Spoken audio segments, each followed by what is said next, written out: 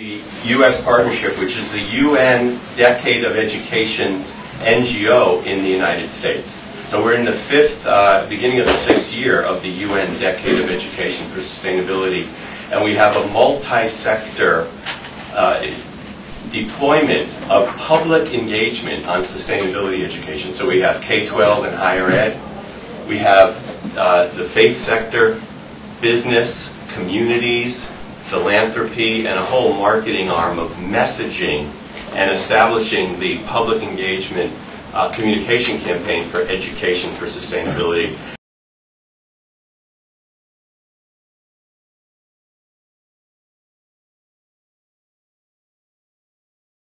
It's difficult for people to understand that humans are changing the planet in such a fundamental way.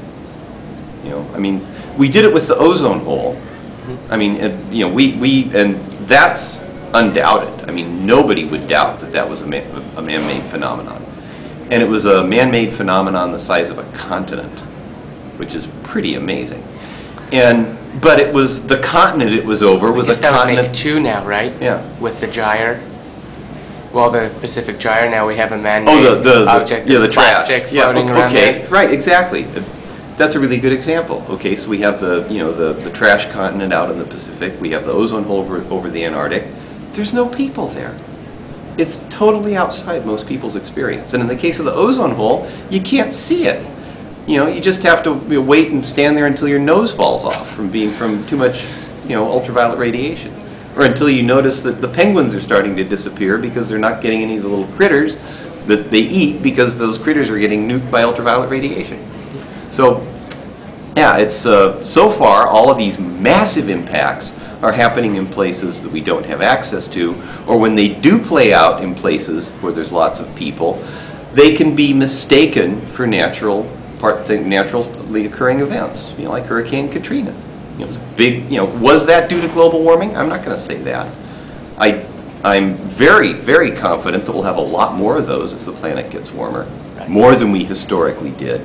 And possibly in places where we are terribly ill prepared for them to happen, like the eastern seaboard of the U.S. But, until stuff like that starts happening regularly and people can perceive that there's an actual change in the climate they remember from when they were kids to what's happening now, it's going to be hard for people to accept. And the problem is when that happens, it's going to be too late. So that people own the future, not just the fish that they can grab right now. And once they own the future, they start preserving for that future. Cool. I think that's actually a good thing for climate change. We have to own the future. You're going to be the first generation that grows up feeling the impacts of human, induced climate change. And so, you're really the ones that are going to be pioneers in an environment that humans have created and don't know,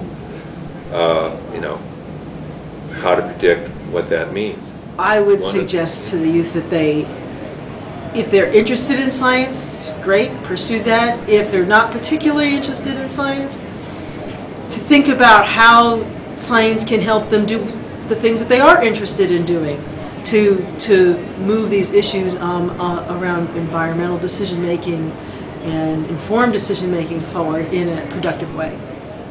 Great.